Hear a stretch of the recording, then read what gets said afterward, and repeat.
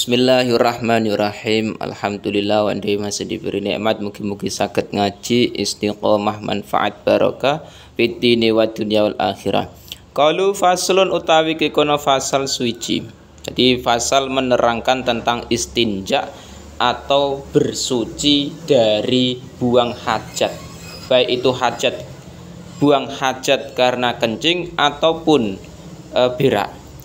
Sing pertama qauluhu yajibu, wajib apa al istinja apa cewek.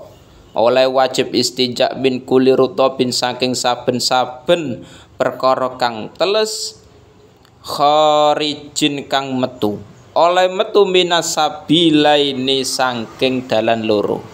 Jadi ketika seseorang itu buang hajat, mbuh kencing atau berak atau selainnya, pokoknya ada sesuatu yang basah keluar dari jalan depan, kelamin depan atau belakang, dubur, maka wajib istinja atau membersihkannya.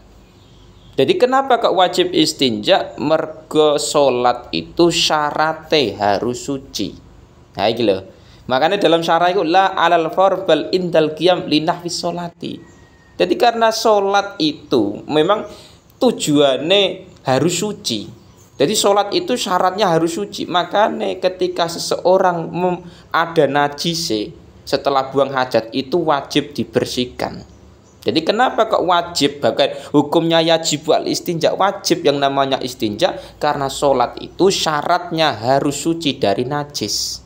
Nah, makanya wajib cewek atau istinja membersihkan diri dari keluarnya najis mau, baik dari jalan depan ataupun jalan belakang. Tapi kewajiban istinja itu tidak semuanya, ada pengecualian. Ghairil mani kang sakliyane mani. Jadi mani atau sperma itu hukumnya suci, tidak najis. Tetapi masya iku suci itu mewajibkan mandi. Nah ini loh.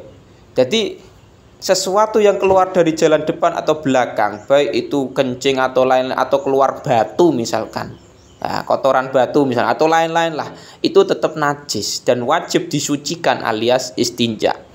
Tetapi ketika yang keluar adalah mani atau sperma, itu tidak wajib istinja karena dia statusnya itu suci bukan najis, tapi mewajibkan mandi. Ainu qaluhu oleh suci mau oleh istinja bil ma'i kelawan banyu. Jadi carane bersuci dari najis itu setelah buang hajat iku menggunakan air. Jadi air itu salah satu cara untuk menghilangkan najis yang keluar setelah buang hajat tadi. Ila ayat hura maring yen to suci apa al mahalu apa panggonan sampai tempatnya najis itu suci. Jadi dibasuh dengan menggunakan air terus sampai tempatnya itu benar-benar suci. Nah, au yamsahuhu utawa ngusap sapa wong hu ing mahal bisalah si mashatin kelawan telu pira-pira usapan au aksara utawa luwe akeh. Atau cara kedua, menghilangkan najis itu tidak harus menggunakan air, tapi 3 usapan. Nah, 3 usapan atau lebih yang bisa membersihkan tempatnya najis. Jadi ngene lho. Orang yang buang hajat, misalkan tidak ada air atau ada air, tapi dia bersuci dengan menggunakan batu. Boleh. Yang penting minimal 3 usapan. Najisnya hilang, ya wes beres. Atau tidak ada batu, kan nggak mungkin sampai masuk ke kamar mandi bawa batu, kan ketok kok kerepotan. Lah biasa nih kamar mandi yang airnya memang kekurangan itu biasanya terkadang ada yang namanya tisu. Boleh menggunakan tisu atau menggunakan kertas boleh.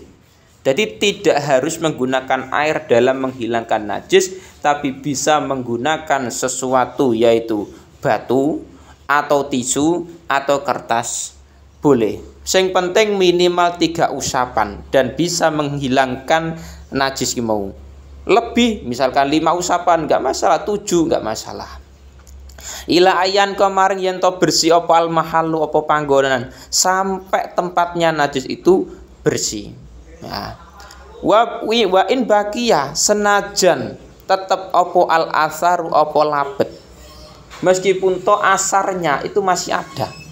Jadi kalau kita menghilangkan najis menggunakan air dengan menghilangkan najis menggunakan batu itu beda. Kalau air itu lebih gampang dan mudah, lebih cepat menghilangkan najis. Tapi kalau batu atau tisu itu masih ada asar atau labete. Nah itu nggak masalah. Yang penting secara meripat kita, mata kita itu sudah hilang najis. Qaluhu biqaliin oleh ngusap biqaliin kelawan perkara kang bedol tahirin kang suci jamidin engkang atos.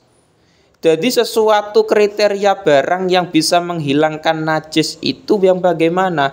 Perkara yang bisa membersihkan. Kalau itu bisa membersihkan najis. Misalkan batu, misalkan menggunakan tisu, itu bisa. Jadi umpama diusap menggunakan itu, najisnya bisa hilang. Dan kriteria kedua, tohir, barangnya suci. Jadi misalkan batunya kena najis, dinggo menghilangkan najis, ya nggak iso itu mau, harus suci. Terus jamit barang sing atos. Jadi misalkan dia bersuci setelah buang hajat menggunakan barang sing cuwer misalkan. Nah, misalkan apa? Misalkan lilin. Nah, lilin nek dipanasi, itu kan biasanya meleleh. Nah, itu nggak boleh, mau bahaya iki mau. Menggunakan barang sing atos atau keras mum. Terus catatan lagi, ghairi muhtaramin ingkang ora dimulyakno. Contohnya apa dimuliakan? Kayak Quran, kitab kuning, perkara-perkara sing dimuliakan. Terus mau gawe cewek atau istinja menghilangkan najis, itu nggak boleh. Pelecehan itu namanya. Min ghairin tiqalin sangking tanpa pindah. Jadi najisnya belum berpindah, masih posisi di situ. Jadi nek najisnya pindah nek sikil, nek kaki, maka cara pensuciannya menggunakan air harus karena najis sudah berpindah. Wa qabla jafafin lan ing dalam sadurunge garing. Dan catatan kedua lagi, najis tersebut itu belum kering. Jadi belum berpindah dan sebelum kering. Iki. Itu bisa disucikan dengan menggunakan tisu. Tapi kalau sudah kering, masih di dekat kelamin iku tetap harus menggunakan air cara menghilangkannya. Karena syarat-syarat ini sudah tidak terpenuhi, mau. Makanya di masyarakat kita yang diberikan nikmat air, sumure lancar, nah, kerane mengeluarkan air, itu disyukuri, gunakan untuk istinja, menghilangkan najis, untuk melakukan wudhu, untuk melakukan mandi jinabat, untuk melakukan ibadah, kimau sesuci kita kimau, mugi-mugi manfaat barokah. Ketika seseorang itu diberikan nikmat rupane air, tapi tidak mau bersyukur, tidak mau menggunakan dengan untuk perkara-perkara yang baik. Nah, iki pertanyaannya, air itu tidak selamanya kita nikmati. Sewaktu saat kapan nikmat air itu akan diambil? Bisa saja mau kekeringan, air susah, nah akhirnya menggunakan tisu untuk menghilangkan najis. Makanya gunakan air yang diberikan Allah nikmat ini sesuai dengan syariatnya. Nek kita mau buang hajat, ya gunakan untuk menghilangkan najis, gunakan untuk mandi besar, gunakan untuk wudhu, gunakan untuk sholat. Insya Allah mugi-mugi berkah, Imam. Nah, itu catatan dari kitab ini, memang ada cara menghilangkan najis yang menggunakan selain air. Tapi gunakan ketika memang kita tidak ada air. Nek ono air, usahakan menggunakan air saja, karena air lebih kepenak, lebih gampang, lebih mudah dalam menghilangkan najis daripada menggunakan tisu atau batu.